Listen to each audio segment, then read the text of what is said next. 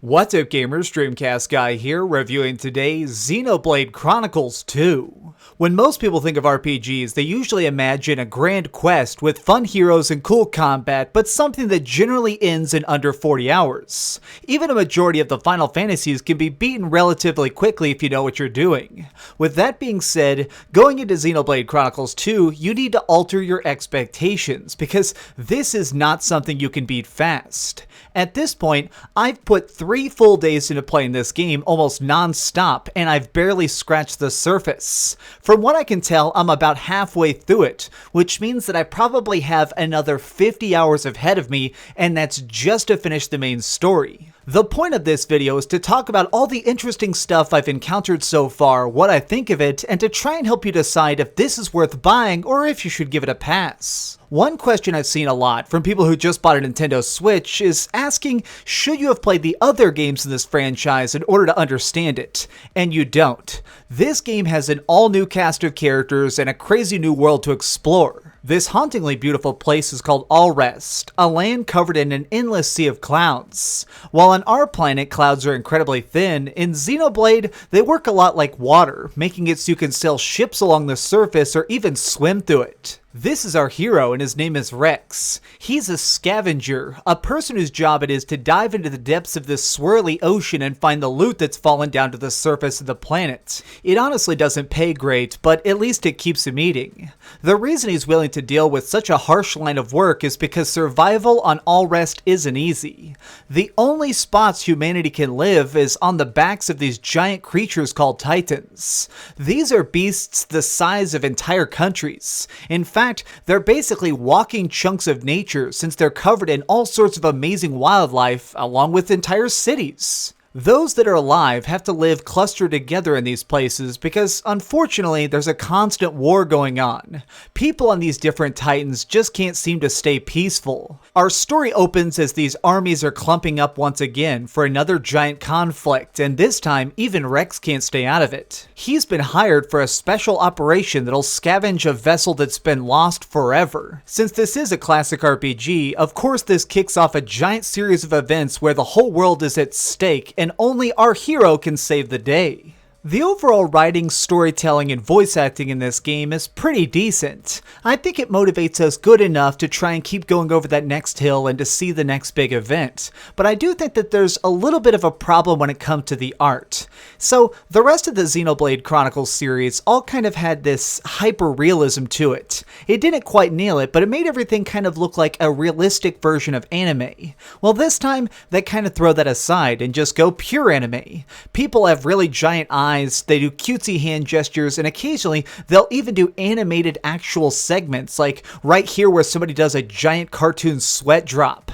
This is a little bit strange and it kind of throws off certain cutscenes. One moment they're talking about a giant terrorist attack and people being rescued from prison, and the next second they're joking around about a wanted poster. It's a strange mix, but at least it works. I feel like the primary reason you'd play this game is because of the combat. The fighting in Xenoblade Chronicles 2 is amazing. There's a fantastic blend to it that kind of makes it like classic turn-based RPGs, but also modernizes it by putting in a bunch of depth, special moves, and executable attacks. Okay, I'm getting a little bit ahead of myself. Let's back up a tiny bit. So this is your typical fight right here. As you can see, there's our hero and 2 of his friends with him. Each person has a set job, like being a healer or being the main damage dealer. Now you'll notice that there's 3 main people that are actually in combat, and 3 separate people who are actually backing them up. A big part of this world is the fact that there's 2 kinds of human: drivers and blades. Blades are like energy people, and they actually channel their power into a driver. Rex, of course, is a driver, and he commands all these different blades to do stuff like shoot fire or give him different abilities. This is kind of how you equip different skills. If you get somebody that's a blade that specializes in shields, then you can take a majority of the hits, or you can switch stuff up and do like I'm doing right here, and instead put on bare knuckle bashing and really kind of change up your tactics depending on the situation. When it really comes down to these brawls, it's all about timing more than anything. So on the right side of the screen, you'll notice that there's these series of meters. As you stand there continually beating on your target, you build up a series of special attacks. These let you do stuff like hit harder, of course, but also steal items like a health potion. Depending on where you stand, these can also deal an additional amount of damage, like this strike is specifically made to actually do triple damage if you're standing behind your enemy. This kind of stuff is cool because it kind of creates an extra dynamic where you're trying to worry not just about who is alive and who's dead, but also where they're all standing when you're about to unleash your massive special. These different talents are called arts, and they're something that you really need to kind of focus on throughout the game. By participating in battles, of course you level up, but you also get an additional set of skills that make it where you can purchase and upgrade these different abilities. I like this because it makes it where you really don't get much. You actually have a very limited amount of this currency, so you really only can specialize in what you think you're best at. It makes it where every time you get another skill, you're growing much, much stronger. Going from 50 damage to 100 damage can change it where the hardest enemies are all of a sudden easy. Now there's an extra layer to this because it's not just about the abilities themselves, or in this case the arts, it's also about upgrading your blade. So when you go to town, you can get these extra relics that are actually equipped onto your blade. Since they don't attack directly, their stuff is something that boosts you. It's something to try and complement what it does best. These are all different parts of the combat system, and I think they work together in a perfect harmony. It makes it where at the beginning you're genuinely kind of lost. There's so many different things going on with different specials and trying to chain together ultimate attacks that just trying to get the basics down takes some time, but within 6 or 7 hours, all of a sudden everything clicks. It makes this beautiful sense as to why each piece works in conjunction. I like this a lot because it made it where each character had a very different set of strengths and weaknesses. You don't have to just play Rex. If you want, you can fill the shoes of any of the protagonists, and they each do their own job better than anybody else. There's definitely a unique importance to trying to master each of the characters, to experimenting, because even if you end up not liking playing as a particular hero, it's important to understand how they fight, especially because some of these enemies are incredibly difficult. This game does not mind throwing out incredibly hard fights when you least expect it. These can be boss fights, but also just random encounters. Like for example, each area will typically have one super powerful creature with a special name to it. If you manage to find and kill him, he'll give you better loot, but on top of that, it gives you a ton of experience points. Defeating these, however, it's very difficult. You need to be incredibly prepared or else you are going to get decimated. There's certainly a major focus on taking your time. You need to explore and you need to test the limits of every single area, because not only are these side quests good for getting extra gear, but they also give you some very vital experience points. You need to keep leveling up. Trying to just rush through the main story is going to make you hit a wall. You are going to eventually hit a point where there is a boss that is undefeatable unless you're willing to back up, slow down, and really figure out what you did wrong. This is cool, but it also brings me to my biggest complaint about this game.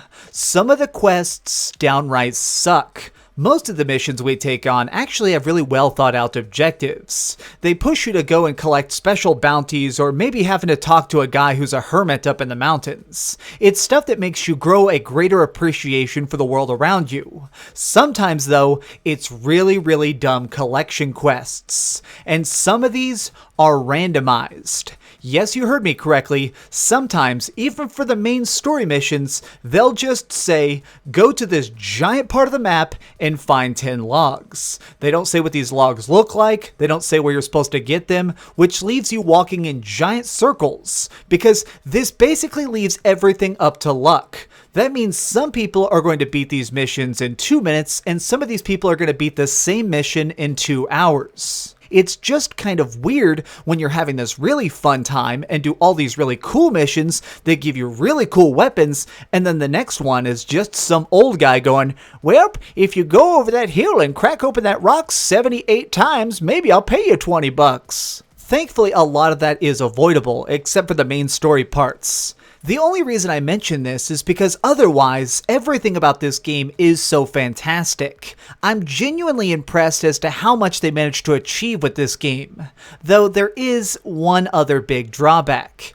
You need to play this in docked mode. If you play this in handheld, it takes a giant dip in performance. As you can see by this footage here, it goes down to about probably 500p, which when you go from great looking HD down to standard definition on a tiny screen, it is very noticeable. It unfortunately creates this weird, kind of grainy sense to a lot of stuff. When I'm running through a giant, gorgeous city, I want to be able to see every little detail, so suddenly having everything become kind of a blurry mess it's disappointing.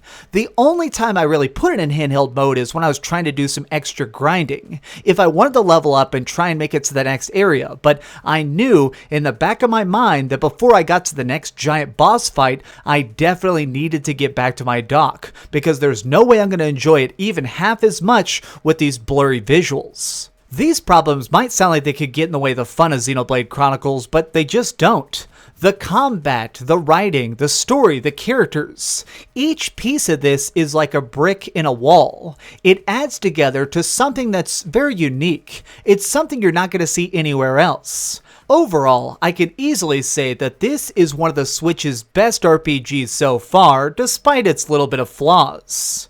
Okay, so we've heard some good and some bad, but let's over the ratings board and put a big number on it. I am giving Xenoblade Chronicles 2 an 8 out of 10.